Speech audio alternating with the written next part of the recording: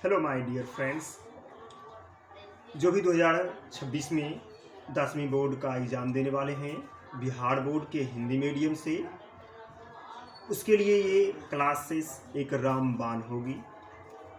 चलिए हम लोग 10वीं क्लास का बायोलॉजी जो भी चैप्टर है पहला जैव प्रक्रम, उसके बारे में हम लोग चेक करते हैं और देखते हैं क्या क्या है इस चैप्टर्स में और क्या क्या आपको इसमें पढ़नी चाहिए। देखिए हमारे स्क्रीन पर है जैव प्रक्रम, जिसे हम लोग बायोलॉजिकल प्रोग्रेस कहते हैं। इस बायोलॉजिकल प्रोसेस में हम लोग जैव प्रक्रम के बारे में पढ़ेंगे। आखिर ये जैव प्रक्रम है क्या चीज़? जैव प्रक्रम जो होती है वह हमारे जीवों की जो क्रियाएं होती है उसके बारे में कहा जाता है, यानी कि वह सारी प्रक्रियाएं जिसमें जीवों का अनुरक्षण होता हो। अनुरक्षण का मतलब होता है क्या चीज़? तो अनुरक्षण का मतलब जो होता है वो होता है पोषण, श्वसन, उत्सर्जन, परिवहन और प्रजनन। ये सारी प्रक्रियाएं इस तरह से जो होती है वो कुल हमारा जैव प्रक्रम के अंतर्गत आता है। ये जो जैव प्रक्रम होती है इसमें पहला स्टेप्स हमारा है पोषण का, न्यूट्रिशंस। इस न्यूट्रिशंस को हम लोग एक बेहतर तरीके से डीपली ढंग से अच्छी तरह से समझेंगे डिटेल से। चलिए पोषण, आखिर ये पोषण है क्या चीज़? तो पोषण कोई भी चीज़ हो सकती है। इसमें हम लोग खाना खाते हैं तो हम अपने शरीर के लिए क्या कर रहे हैं? एक पोषण दे रहे हैं, देने के लिए दे रहे हैं। गाय भैंस जानवर जितनी भी होती है अपने शरीर के लिए कुछ न कुछ भोज्य पदार्थ अपने शरीर के अंदर खाती है। वही भोज्य पदार्थ शरीर के अंदर जो ग्रहण होती है हमारा पोषण कहलाता है। देखिए वे प्रक्रियाएं जिसके द्वारा जीव भोजन प्राप्त करते हो, उसे पचाता हो और शरीर की ऊर्जा वृद्धि और मरम्मत के लिए उपयोग करता हो, क्या कहलाएगा? पोषण कहलाता है हमारा। ये पोषण जो होती है हमारी भोजन के जरिए हमें ऊर्जा और ढेर सारे पदार्थ के रूप में प्रोटीन्स हमारे अंदर मिलती है। उसका एग्जाम्पल्स आप लोग देख सकते हैं। एक फ्रॉग्स जो कि अपने पोषण के लिए छोटे मोटे कीड़े मकोड़े पर आश्रित हैं, और दूसरा हमारे पास में एक शाकाहारी जीव है जो कि घास, पत्ती, दूब या पेड़ के पत्तियों से अपना भोजन ग्रहण करते हैं, और एक हम लोग मनमानव जो हैं जो कि सर्वाहारी के अंतर्गत आते हैं, पेड़ पौधे को भी, मांस मछली को भी, और बहुत ढेर सारे पदार्थ होते हैं उसे हम लोग खा करके भोजन को ग्रहण करते हैं। अब हमारे आते हैं पोषण के प्रकार। ये है आखिर पोषण के जो प्रकार है, पोषण होता कितने प्रकार से है? तो पोषण जो हमारा होता है वो मात्र 2 प्रकार से होता है। कितने प्रकार से? 2 प्रकार से। पहला हमारा होता है स्वयंपोषी, दूसरा होगा हमारा परपोषी। ये स्वयंपोषी और परपोषी दोनों एक दूसरे के अपोजिट होती है। स्वयंपोषी का मतलब हुआ जो सूर्य की प्रकाश की सहायता से अपना भोजन ग्रहण करता हो, बनाता हो, वह हमारा स्वयंपोषी कहलाता है। स्वयंपोषी के अंतर्गत आती है कौन कौन सी जीव जी? तो स्वयंपोषी के अंतर्गत जो जीव आती है वह है हमारा पेड़ पौधा, युगलीना। ऐसे पौधे बहुत ढेर सारे हैं जो कि परपोषी के अंतर्गत भी आते हैं। किटहरी हो गया और मरबेल हो गया है, तो उसे हम लोग परपोषी में पढ़ेंगे। फिलहाल हम लोग स्वयंपोषी के बारे में जानते हैं। स्वयंपोषी में देखिए आपके स्क्रीन पर फ्लैश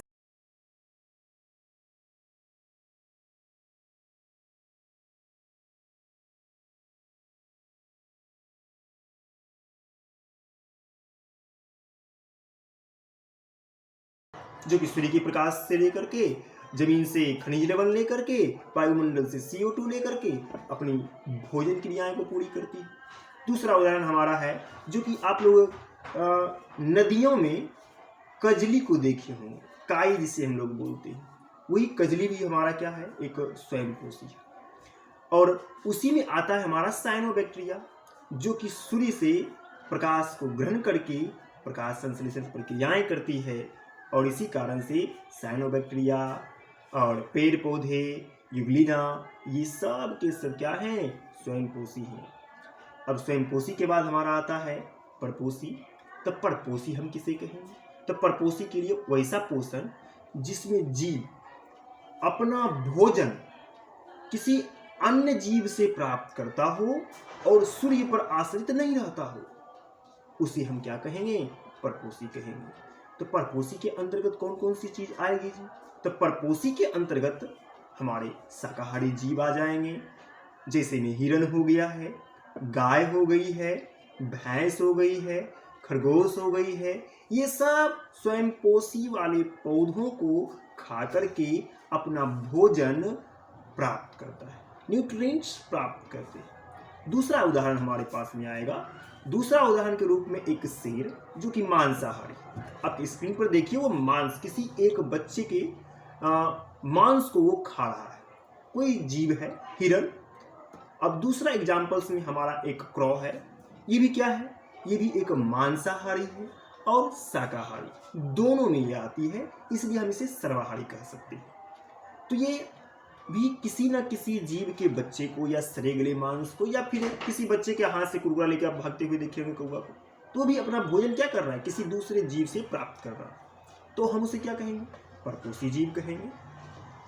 और मानव तो खैर सर्वाहारी में आती है, तो परपोषी में होगी। ये तो पहला नंबर अपना खाद्य पदार्थ जो होता है शाकाहारी से प्राप्त करता है, और हमारा मांसाहारी से ही प्राप्त होता है। मांस से दूध, अंडा, ये सब से हम लोग खाना प्राप्त करते हैं, इसलिए मनुष्य को परपोषी के अंतर्गत रखा गया है। और पेड़ पौधे को, जितने भी दुनिया में पेड़ पौधे हैं जो अपवाद में, कुछ अपवाद में हैं, बाकी का सब क्या है? वो हमारा सब का सब जो है ना स्वयं पोषी है। कीटहरी पौधा, और एक जो कि अमर बेल होती है, और एक कवक के रूप में होता है, उसका नाम भूल रहे हैं हम लोग, उसे कुकुरमुत्ता भी कहते हैं हम लोग, या फिर गोबर छत्ता कहते हैं। तो वो सब का सब क्या है? परपोषी के जीव के अंतर्गत आता है। चलिए अब हम लोग जानेंगे परपोषी पोषण के प्रकार, यानी परपोषी का जो पोषण होता है वो कितने प्रकार से होता है। परपोषी का जो पोषण है वो हमारा 3 तरीके से होता है। और वो 3 तरीका है क्या चीज? तो वो तीनों तरीका में हमारा सबसे पहले आएगा परजीवी पोषण, उसके बाद में आएगा मृतजीवी पोषण, फिर उसके जस्ट बाद में हमारा आएगा प्राणी समभोजी। प्राणी समपोषी भी बोलते हैं, प्राणी समभोजी भी बोलते हैं, दोनों बोलते हैं लोग। तो अगले पार्ट में हम लोग परजीवी के बारे में हम लोग जानेंगे। तो परजीवी है क्या चीज जी? ऐसे जीव जो दूसरे जीवित जीव के शरीर में रहता हो, समझ रहे हैं? वैसा जीव जो एक जीवित जीव के शरीर के अंदर रहता हो या शरीर के ऊपर रहता हो और उसे हानि पहुंचाता हो और अपना पोषण ग्रहण कर लेता हो, ये क्या है? परजीवी पोषण है। यानी कि दूसरे के शरीर पे बैठो और बैठ करके उसका कुल भोजन अपने अंदर ग्रहण कर लो और हम लोग जीवित रहेंगे। जैसे में मक्खर हो गया है, जूं हो गई है, और गाय भैंस में आप लोग देखे होंगे चिमक्कन के टाइप से होता है, वो भी क्या है? परजीवी है। चलिए उसका उदाहरण हम लोग देख लेते हैं। उदाहरण में कुछ कुछ है दिया हुआ, जूं, ढीला, और ढीला के बाद में हमारा आता है जोंक, लीच, जो कि बहुत जगह पर लीच से हम लोग क्या बोलते हैं उसको, गंदा खून को साफ करवाने का प्रोसेस भी चलता है। उसके बाद में हमारा है कुकुरमुत्ता, अभी जस्ट पहले बताए थे गोबर छत्ता के बारे में, ये सड़े मांस पदार्थों पर भी उग जाती है हमारी, ये परजीवी में भी जाती है। उसके बाद में हमारा है मच्छर। ये हमारा मच्छर क्या है? मच्छर हमारा परजीवी है। इसी कारण से हमारा एक मलेरिया रोग उत्पन्न होती है, और ये मलेरिया रोग किसके कारण से होती है? तो मादा एनोफ्लीज मच्छर के कारण से होती है। गर्मी का दिन आया हुआ है, अभी कौन सा महीना चल रहा है? अभी यही जून या जून चल रहा है। इस जून के महीने में मच्छर का आतंक ज़्यादा होता है। आप लोग मच्छरदानी में लगा के सोइएगा। आइंदा ये मच्छर आएगी, अपना गाना बजाएगी, आपको लोभ देगी, और ये लोभ में फंसिएगा, अब आगे बाद डंक मार के जाएगा, मलेरिया हो जाएगा। तो अभी जवानी में मलेरिया होना चाहिए, मलेरिया नहीं होना चाहिए। चलिए आगे देखते हैं। आगे हमारा है मृतजीवी में आते हैं हम लोग। मृतजीवी है क्या चीज़? तो मृतजीवी जो है वैसा पोषण जिसमें जीव जो होता है ना, वो मरे या सरे या गले किसी भी पदार्थ से अपना भोजन तैयार कर लेता हो, ग्रहण करता हो, उसे हम लोग क्या कहेंगे? मृत जीवी पोषण कहेंगे। यानी कि मृत मतलब मर गया, सड़ गया, गल गया, ये सभी चीज़ों से अगर भोजन हम कर रहे हैं तो हम मृतजीवी में आ जाएंगे। इसका एग्जाम्पल्स देखिए, जो एग्जाम्पल आपकी स्क्रीन पर होगा। पहला नंबर में हमारा है फफूंद, और फफूंद का देखिए ये जो है ना बैक्टीरिया दिख रही है आपको, ये फफूंद है। पाँव रोटी जब सड़ जाती है या रोटी कभी कभी हमारी छत पर खुला हुआ रखा रह जाता है 1 या 2 दिन और बरसात पड़ जाए, उसमें देखिएगा काला काला या हरा हरा एक पौधे की टाइप से उग जाती है, वही वाला है, उसी को हम लोग क्या कहते हैं, फफूंद कहते हैं। और ये फफूंद के बाद हमारा है दूसरा एग्जाम्पल से बैक्टीरिया आती है, जो कि बैक्टीरिया आप लोग देखे होंगे। हालांकि इसको नंगी आँख से दिखता नहीं है, लेकिन जब कभी कभी बड़ी हो जाती है तो बैक्टीरिया कहलाती है। जैसे एग्जाम्पल्स में आप लोग दही खाए होंगे, जब दही ज़्यादा दिन सड़ जाती है तो उसमें एक उड़ने वाला जो है बैक्टीरिया पनप जाता है, जिसे हम लोग कीड़ा मकोड़ा कहते हैं। तो हम लोग, हाँ आप लोग सोच रहे होंगे कि दही में कीड़ा होता है या नहीं होता है। आप लोग श्योर है ना कि शाकाहारी हैं? जो भी कहता है ना शाकाहारी हैं, उसे बोलिए क्या दही नहीं खाते हैं? खाता है ना दही। दही में क्या है, लैक्टोबैसिलस। ये क्या है लैक्टो बाबा? ये तो जीवन है जी, इसको खा लेता है और कहता है हम शाकाहारी हैं। कोई नहीं शाकाहारी है, हर कोई जो है ना मांसाहारी में आता है। खाली बस ऊपर का दिखावा, 100 चूहा मार करके अब बिल्ली चली हज करने, वही वाली बात यहाँ है। चलिए आगे एग्जाम्पल्स में देखते हैं। अगला एग्जाम्पल में हमारा है गिद्ध। हालांकि गिद्ध को हम लोग पर्यावरण के पर्यवेक्षक भी मानते हैं, जो कि अब बहुत कम जनसंख्या में रह गई है। पहले ढेरों सारी में थे, तो सरे गले जितनी भी गाय भैंस गांव में मर जाती थी उसे हम लोग शमशान के किनारे या नदी किनारे फेंकाते थे, तो उसे सफाया करने का काम क्या करती थी। लेकिन अब इसकी जनसंख्या कम हो चुकी है, क्योंकि वो हमारे वजह से ही है। हम लोग क्या करते हैं, सरा गला मांस को या फिर उसमें जो बैक्टीरिया पनपती है उसे मारने के लिए हम लोग कीटनाशक उपयोग कर देते हैं। उसके खाने से भी इसकी मौत हो जाती है। कभी कभी गाय भैंस या जानवर कोई भी चीज़ या मनुष्य ही हो, कोई जहर खा के मर जाने के कारण उसे गिद्ध खाती है और वो भी मर जाती है। तो इस तरह से इसकी जनसंख्या धीरे धीरे क्या हो गई है, घट गई है। फिलहाल अभी ये कुछ है जिसमें कि गिद्ध को बचाने का एक क्या बोलते हैं इसको, भूल चुके हैं उसका नाम आदमी है। गिद्ध को बचाने के लिए एक मुहिम चालू की गई थी, उसमें गिद्ध को बचाया गया था और भी आगे चल रहा है, इसका प्रोसेस चल रहा है। चलिए अभी तक हम लोग जो जाने हैं इसके बारे में, परजीवी के बारे में, मृतजीवी और परजीवी के बारे में, वो बहुत है। अब आगे चलते हैं। प्राणी संभोजी किसे कहते हैं। प्राणी संभोजी से पहले एक चीज़ समझ लीजिए, आपको ये यूट्यूब्स पर वीडियोज को खोजने में बहुत दिक्कत होगी। तो सबसे पहले आप क्या कीजिए, mswmclasses.com mswmclasses.com गूगल पर सर्च मार करके ऐप्स को वहाँ से डाउनलोड कर लीजिए। ये आपका ऐप्स प्ले स्टोर पर नहीं है, किसी कारण वजह से ये हमारा प्ले स्टोर पर से उड़ा दिया जा रहा है। हम बार बार कोशिश कर रहे हैं बड़ा जल्दी यहाँ आ जाए, अपडेट हो रही है। तो आप लोगों को जब मोबाइल में खुलेगा mswmclasses.com तो आपके स्क्रीन पर इस तरह से फ्लैश होगी, जो कि अभी आपको दिख रही होगी। इसमें जाने के बाद आपको लॉगिन के लिए पहले साइन अप करना पड़ेगा, रजिस्ट्रेशन करना पड़ेगा। उसमें आपका फुल नाम डालना है ताकि आप रिजल्ट के वक्त आपका नाम अच्छी तरह से दिख सके। हालांकि दूर दराज के बच्चे भी इसमें जुटे हुए हैं। करीब अभी तक में 1 महीना हुआ है इस ऐप्स को लॉन्च किया हुआ और 4000 से प्लस बच्चे आ चुके हैं इसमें। तो वहाँ सबके आगे में स्क्रीन पर आपका नाम ही रहेगा। तो यहाँ देखिए आपका फुल नाम डालना है, ईमेल आईडी श्योर डालिएगा, क्योंकि OTP ईमेल आईडी पर ही जाती है, मोबाइल पर नहीं जाती है। हैकिंग के पर्पस की वजह से हमने मोबाइल नंबर में OTP नहीं दिया है। उसके बाद हमारा आता है फ़ोन नंबर भी करेक्ट डालिएगा। फिर उसके बाद है पासपोर्ट। आप लोग पासपोर्ट के जरिए में अपना नाम या कुछ अंक डाल करके बनवा सकते हैं, और कंफर्म पासपोर्ट में सेम टू सेम पासवर्ड के जैसा डालिएगा। अगर समझ में नहीं आ रही हो तो देखिए हम थोड़ा यहाँ पर हेल्प कर दे रहे हैं आप लोगों को, किस तरह से डालना है आप लोगों को। यहाँ जो दिया हुआ है पासवर्ड में, आप लोगों को पासवर्ड अगर याद नहीं हो तो बड़ी वाली KUMAR@123 इस तरह से करके ये दोनों में इसी तरह से डालना है, KUMAR@123। अब बाकी का तो अपना फुल नेम, ईमेल एड्रेस और फिर फ़ोन नंबर, ये तीनों अपना डालिएगा। लेकिन पासपोर्ट में अगर आप ये डालते हैं ये पासपोर्ट आपका सभी जगह काम करता है, कोई भी एग्जाम को समय ये काम करेगा।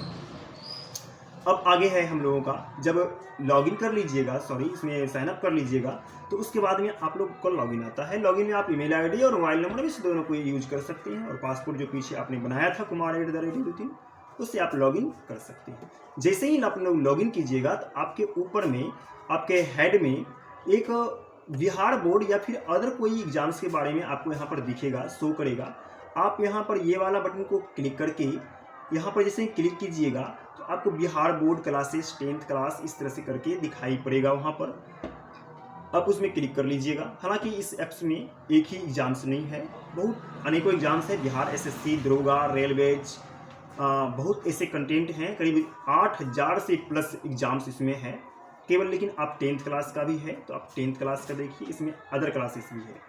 उसके बाद क्या करना है, यहाँ पर आप लोग दबाइएगा। दबाने के बाद आपको एक बिहार बोर्ड का पॉपअप दिखेगा, और उस बिहार बोर्ड के पॉपअप पर जैसे क्लिक कीजिएगा तो अभी जो है इसमें टेस्ट सीरीज 2026 का फ्री डाल दिए हम लोग, एकदम फ्री है। लेकिन अभी से पहले फ्री नहीं था, ये 10 दिन पहले हमने फ्री किया है।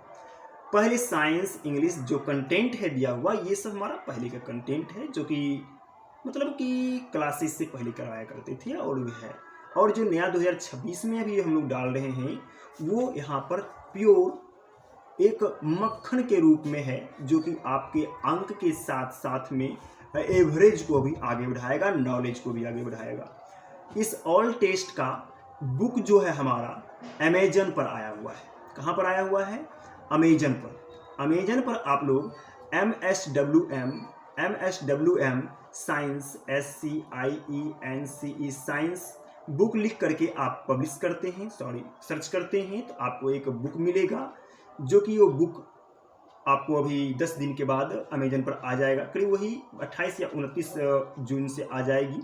आप लोग डाउनलोड करके मंगवा सकते हैं, और वही कंटेंट और उसी से होमवर्क सीरीज की तरह इसमें स्टार्ट कीजिएगा 2026 का। उसमें से आप चैप्टर पढ़ लीजिए, फिर यहाँ आकर के टेस्ट डालिए, देखिए आपका रैंकिंग कितना आता है। आपको बहुत मज़ा आने वाला है। 2026 में अगला नंबर टॉप में आपका ही रहने वाला है। लेकिन हाँ, अगर आप इसमें बेईमानी कीजिएगा, आप नीचे रैंक से 1 नंबर में आ जाइएगा। पता चलेगा 100 में से 1 ही गायब हो गया है, बाकी बात 0-0।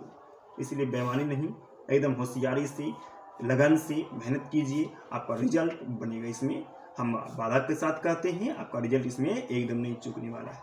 चलिए अब हम लोग आगे अपने सिलेबस की तरफ चलते हैं।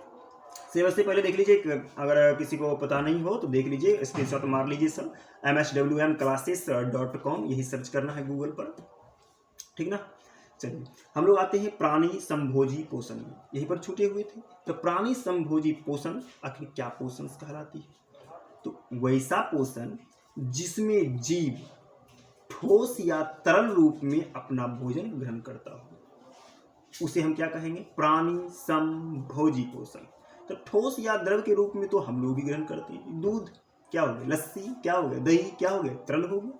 ठोस के रूप में चावल, दाल, लिट्टी, रोटी, अरे सिंघारा कैसे भूल जाइएगा, सिंघारा, जलेबी, ये सब ठोस है ना। तो ठोस और द्रव के रूप में जो ग्रहण कर रहा है उसे हम लोग प्राणी संभोजी कहेंगे। कोई दिक्कत समझने में? चलिए देखिए एग्जाम्पल में पशु है, मछली है, इत्यादि बहुत ढेर सारा प्रकार का होता है। अब हम लोग आएंगे पौधे के पोषण की प्रक्रिया। अब ये पौधे के पोषण की प्रक्रिया है क्या चीज जी? तो पेड़ पौधा जानते होंगे, तो उस पेड़ पौधों के जो भोजन प्रक्रियाएं होती है ना, उसके बारे में हम लोग पढ़ेंगे, आखिर कैसे कैसे होती है। हम लोग जानते हैं कि पौधे जो होते हैं ना, मुख्य रूप से क्या है, वो एक स्वयंपोषी है। क्या है? स्वयंपोषी। वो प्रकाश संश्लेषण के माध्यम से सूरज की रोशनी लेती है, जल लेती है, कार्बन डाइऑक्साइड लेती है, वातावरण से कार्बन डाइऑक्साइड, और मिट्टी से क्या लेती है? खनिज लवण लेती है। ये सब को मिला करके प्रकाश संश्लेषण प्रक्रिया पूरी कर लेती है। देखिए एक एनिमेशंस के माध्यम से हमने समझाया है। इस क्लाउड्स में कुछ पानी के बूंद गिरे हुए हैं और सूर्य के प्रकाश आ रही है और वातावरण से CO2 ले रही है। मिट्टी से खनिज लवण को ले रही है। ये पोषण किया, ये भोजन बनाया, प्रकाश संश्लेषण प्रक्रिया किया, उसके बाद ये एक पेड़ के रूप में बन के उभरा। अब ये छोटे पौधों से लेकर के बड़े पेड़ बनने तक की प्रक्रियाएं किस कारण से हो पाई है? वो सिर्फ और सिर्फ पोषण के कारण से हो पाई। इसमें एग्जाम जो क्वेश्चन रहते हैं वो रहती है कि पौधे अपना भोजन तैयार करने के लिए किस किस साधन का उपयोग करते हैं। तो पहला हमारा होगा सूर्य, उसके प्रकाश में, बिना उसका तो होगा ही नहीं। दूसरा नंबर वायुमंडल से CO2 लिया। तीसरा नंबर में जल लिया। अब ये मत लिख दीजिएगा कि घाटा से जल लिया भाई। अरे कभी कभी हम भी पटाते हैं, हम भी पानी में वाटरिंग देते हैं, मतलब वाटरिंग करते हैं, पटाते हैं खेतों में, गेहूं में, तो हम भी देते हैं। तो वो बादल से मत दीजिएगा, बस पानी दीजिए। उसके बाद फिर मिट्टी से क्या लेते हैं? खनिज लवण लेते हैं। इस सब को मिला करके पौधे क्या बन जाता है? एक पेड़ में कन्वर्ट होता है, पोषण करता है। कोई दिक्कत समझ में? चलिए आगे।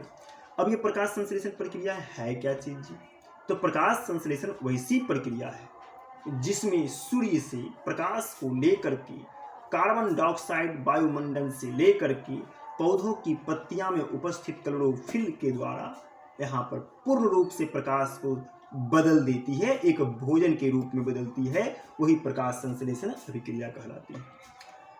यह प्रक्रिया मुख्य रूप से पौधों की पत्तियों के द्वारा होता है। देखिए लिखा हुआ क्लोरोफिल, और पौधे की जो पत्तियां होती है वो क्लोरोफिल के कारण ही क्या होती है? हरी होती है। देखिए सूर्य का प्रकाश, CO2 सब कुछ लेकर के क्या बन गया? वो एक पेड़ बन गया था। लेकिन यहाँ जो पत्तियां हैं, इस पत्तियां को जब हम जूम करके देखते हैं तो उसके अंतर्गत देखिए आपको हरा हरा भाग कुछ कुछ दिख रहा है छिद्र के माध्यम से, जो कि उतना विजुअली नहीं है। उसी को हम लोग क्या कहते हैं? स्टोमाटा भी कहते हैं। लेकिन छिद्र अभी नहीं दिख रहा है, इसे और जूम आगे में करेंगे श्वसन चैप्टर में तो वहां पर पता चलेगा। अभी हम लोग कौन से चैप्टर में है? पोषण में है। तो पोषण में वो क्लोरोफिल जो होती है वो सूर्य के प्रकाश को अवशोषित कर लेती है, जिसके कारण से पौधे अपना भोजन तैयार कर पाते हैं। अब अगले में देखते हैं, अगले में क्या चीज दिया हुआ है। आगे है हम लोगों का क्वेश्चन, प्रकाश संश्लेषण का रासायनिक समीकरण। तो देखिए प्रकाश संश्लेषण का जो रासायनिक समीकरण है वो हमारा है 6CO2 प्लस 6H2O प्लस सूर्य का प्रकाश। ये सभी को एक क्लोरोफिल के माध्यम से बदला जाता है C6H12O6 और CO6O2 में। प्लस ऊर्जा छूट गया है, ऊर्जा भी होगा, और प्लस में ऑक्सीजन होती है हमारी, निकलती है, जो आई हुई है 6O। इसमें जो हमारा कुछ कुछ पार्ट है उसके बारे में दिया होगा कि कौन कहाँ से मिलता है। तो देखिए कार्बन डाइऑक्साइड हमारा वायुमंडल से लिया जाता है, पानी जो होता है वो जल से प्राप्त होती है, सूर्य की रोशनी क्लोरोफिल के द्वारा अवशोषित किया जाता है, और हमारा ग्लूकोज C6H12O6 ग्लूकोज का सूत्र है, ये हमारे पौधों के भोजन के लिए बन जाती है। फिर है O2 जो कि ऑक्सीजन, जो कि पेड़ पौधे सूर्य प्रकाश संश्लेषण के प्रक्रिया के दौरान ये छोड़ते हैं, वायुमंडल में उत्सर्जित करते हैं, वो हमारे लिए। आप लोग सोच रहे होंगे कि पौधा अगर नहीं रहेगा तो मनुष्य जीव रहेगा या नहीं रहेगा? अरे दोनों डिपेंडेंट है। अगर पौधा नहीं है तो मनुष्य का खत्म, मनुष्य क्या पूरा जीव खत्म। अब पूरा जब जीवे खत्म हो जाए तब पौधवा कहाँ जाएगा? उसको CO2 के देगा? अरे तो हमें लोग मार के भस्का कदम CO2 देते हैं, दिन भर लेते रहते हैं, छोड़ते रहते हैं, वही CO2 है, लिया और उसको ऑक्सीजन में बदला, उसका भी काम मेरा भी काम। चलिए अगले क्वेश्चन से। अब अगला क्वेश्चन देखिए, उसी में दिया हुआ है प्रकाश संश्लेषण की प्रक्रिया के दौरान क्लोरोफिल अत्यंत आवश्यक है, क्यों? ये BBI क्वेश्चन है आपका, ये क्वेश्चन 2 बार पूछा जा चुका। देखिए क्यों आवश्यक होता है। प्रकाश संश्लेषण की जो प्रक्रियाएं होती हैं बिना क्लोरोफिल के कारण नहीं हो पाएगी। तो पत्तियों में जो वर्णक पाया था, हरा रंग का वर्णक, वो हमारा क्लोरोफिल है। उसी के कारण पेड़ पौधों की पत्तियां में हरा रंग होती है, और यही हरा रंग जो होता है ना, सूर्य की किरण को अवशोषित करता है, यही क्लोरोफिल। अगर क्लोरोफिल ना रहे ना तो देखिए कभी नहीं होने वाला है। ये जो हमारा हरा रंग का वर्णक है ये हमारा किसका है? ये क्लोरोफिल का है। अब आगे देखिए, सूर्य के किरण को अवशोषित करके उसे हरे रंग में परिवर्तित कर देता है। कि हरा रंग जो होती है, देखिए कहने का तात्पर्य ये हुआ कि हमारा सूर्य जो है वो कितने किरणों से मिलकर बना हुआ है? 7 किरणों से मिलकर बना हुआ है। वैजानी फिनाला, जिसमें एक हरा रंग का वर्णक भी होता है, उसे वो लेती नहीं है, उसे लौटा देती है और बाकी को वो क्या करती है, अवशोषित कर लेती है। देखिए हरा रंग का वर्णक जो आया था उसे क्या कर दिया, रिवर्स में डाल दिया। भाई टॉप गियर लगा दो, फट जाए इसको। समझ में आ रहा? यानी कि पेड़ पौधों की जो पत्तियां होती है उसमें क्लोरोफिल होती है और उसी क्लोरोफिल के कारण सूर्य से आने वाली रोशनी को अवशोषित करती है और किस किरण को लौटाती है, हरा किरण को। हरा जो होती है ना, हरा, उसे वो लौटा देती है। क्लोरोफिल के ही कारण वो पूर्ण रूप से सूर्य की प्रकाश को अवशोषित करती है। तो भाई सबसे ज़्यादा किसको अवशोषित करती होगी, तो सबसे ज़्यादा रंग जो अवशोषित होने वाला है प्रकाश का वो है लाल और नीला। और पूछा भी जाएगा ये क्वेश्चन ऑब्जेक्टिव में, पेड़ पौधों की पत्तियां सबसे अधिक किस रंग को अवशोषित करती है। तो आप लोगों को तो पता होगा कि हरा है, तो भाई हरा है तो हरा को अवशोषित कर लेगा। अब पटक से मार कर चल आइएगा, अब पता चलेगा कि रिजल्ट के बाद क्या हो गया, भाई बोरा में कसा गए हैं। पहले ध्यान से पढ़िए। देखिए नीला और लाल रंग के प्रकाश में पेड़ पौधों जो होती है अपना भोजन बहुत तीव्र गति से बनाती है, बहुत जल्दी ग्रो करती है। क्या ठंडी में किसी पेड़ को बांटते हुए देखें जल्दी, गर्मियों में देखिए तो हना के बांटता है। मतलब समझ में आया? गर्मी में वाष्पोत्सर्जन ज़्यादा होती है, लाल और नीली प्रकाश भी होती है, और ठंड में बहुत कम होती है, वाष्पोत्सर्जन कम होती है, इसलिए बढ़ती बहुत कम है। नीली और लाल प्रकाश में सूर्य का प्रकाश संश्लेषण ज़्यादा मात्रा में होता है। देखिए एक एनिमेशंस के माध्यम से हमने एक टॉर्च के जो कि 7 रंग वाला टॉर्च है भैया, ये बिहार का जुगाड़ू लाल है, उसी में 7 रंग फिट किया हुआ है। जब हम उसमें डाले हैं तो ब्लू किरण को डाले हैं तो वो अवशोषित कर लिया, मतलब पत्तियां अपने अंदर एक्सेप्ट कर लिया, सोख लिया। फिर जैसे रेड लाइट डाले हैं तो उसको भी उन्होंने क्या कर लिया, सोख लिया। अब की बार हरा लाइट डाल के देखते, जैसे ही हमने हरा डाला वो क्या हो चुकी है, प्रवर्तित हो चुकी है। क्या हो चुकी है, प्रवर्तित हो चुकी है। रेड डाला सोख लिया, ब्लू डाला उसको भी सोख लिया, लेकिन ग्रीन जब डाला गया तो उसे फिर क्या कर दिया गया, लौटा दिया गया। मतलब बात समझ में आ गई, पक्की ना, बात समझ में आ गई। हरा रंग को कभी वो एक्सेप्ट नहीं करेगा, केवल और केवल जो 6 रंग बचा हुआ है सिर्फ उसे एक्सेप्ट करेगा। और सबसे ज्यादा प्रकाश संश्लेषण किस रंग से होती है, तो वो होती है रेड और ब्लू, कहा जाए हिंदी में तो लाल और नीला। कोई दिक्कत? क्लोरोफिल जो होती है वो सूर्य की ऊर्जा को एटीपी और NADPH में परिवर्तित कर देती है। एटीपी अब ये कौन सी वाला है, तो एडिनोसाइन ट्राइफॉस्फेट इसका फुल नाम है। एडिनोसाइन ट्राइफॉस्फेट इसका फुल नाम है। अब एक आता है NADPH। ये NADPH क्या है, तो निकोटेनेमाइड एडिनिन डिन्यूक्लियोटाइड फॉस्फेट। हालांकि ये इंपॉर्टेंट है नहीं, एटीपी याद रखिए, ये बहुत कम मात्रा में होती है। एटीपी हाई लेवल का है, वो ज़्यादा मात्रा में उपस्थित होती है, इसलिए एटीपी का ही पूछा जाएगा। क्वेश्चन ये भी रहता है कि एटीपी का फुल फॉर्म क्या है। तो एटीपी का फुल फॉर्म अभी जस्ट पहले अभी पढ़े थे, तो क्या निकला था हमारा, एडिनोसाइन ट्राइफॉस्फेट। एडिनोसाइन ट्राइफॉस्फेट याद कर लीजिए। अब आगे स्टेप में चलते हैं हम लोग। अगला स्टेप में देखिए क्या क्या दिया हुआ है। अब जो है हमारा कहा जा रहा है कि पौधे की जो क्लोरोफिल होती है वह सिर्फ सूर्य के रंग को अवशोषित करती है, रेड को सबसे ज़्यादा, और बहुत ही कम करती है किसको, कम क्या मतलब करती ही नहीं है, ग्रीन को। अब जो सब कुछ को अवशोषित करने के बाद क्लोरोफिल के कारण जो होती है उसमें ग्लूकोज बन जाता है और ऊर्जा बन जाती है। इसीलिए हमें सूर्य की प्रकाश के लिए क्या चाहिए, पौधों में एक क्लोरोफिल नामक वर्णक चाहिए। कोई दिक्कत समझ में आई? दिक्कत नहीं। चलिए आज का क्लास हम लोग इतना ही करते हैं। अब अगले क्लास में हम लोग पढ़ेंगे जंतुओं में पोषण। अभी हम लोगों का क्लास इतना ही रहेगा। अगर ये वीडियो आपको पसंद आया है, अगर आप चाहते हैं कि यूट्यूब्स पर भी ये क्लास फ्री में अवेलेबल हो और ऐप्स पर भी फ्री में अवेलेबल हो, तो आप लोग इस वीडियो में कमेंट में लिखें और हमें लाइक्स करें, ताकि हम इसको और अच्छी तरह से बेहतर ढंग से कर सकें। आप लोग बताइए कहाँ पर कमी रहा, कहाँ पर क्या चीज़ की दिक्कत है, या वॉइस क्वालिटी, स्क्रीन क्वालिटी, या फिर और कोई भी चीज़ दिक्कत है, आप बताइए। हम यहाँ से पूर्ण रूप से सपोर्ट करेंगे। अगर इसका आप लोगों को पीडीएफ भी चाहिए कि भाई हमको पीडीएफ भी चाहिए, हमने पढ़ लिया, अब इसे हम चाहते हैं कि ऑफलाइन भी पढ़ लें, ऑफलाइन तरीके से निकालो, क्लास भी करें, हाथ भी करें, तो इसका पीडीएफ आपको ऐप्स पर मिलेगा। आप ऐप्स के सेक्शन में जाएं, वहाँ पीडीएफ होगा, 10th क्लास लिखा होगा, आप वहाँ पर क्लिक कीजिए, आपको वहाँ पर पीडीएफ मिल जाएगा और वो पीडीएफ फ्री अवेलेबल है। अंत में 10th क्लास का जब 3 मंथ क्रैश कोर्स चालू होगा, तो उसमें प्योर मक्खन के रूप से बताया जाएगा।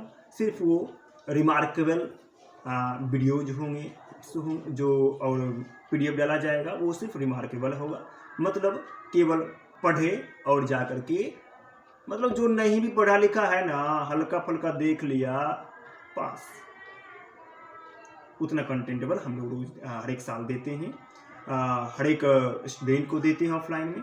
अब की बात ऑनलाइन है, तो देखिए ऑनलाइन कहाँ तक जाता है।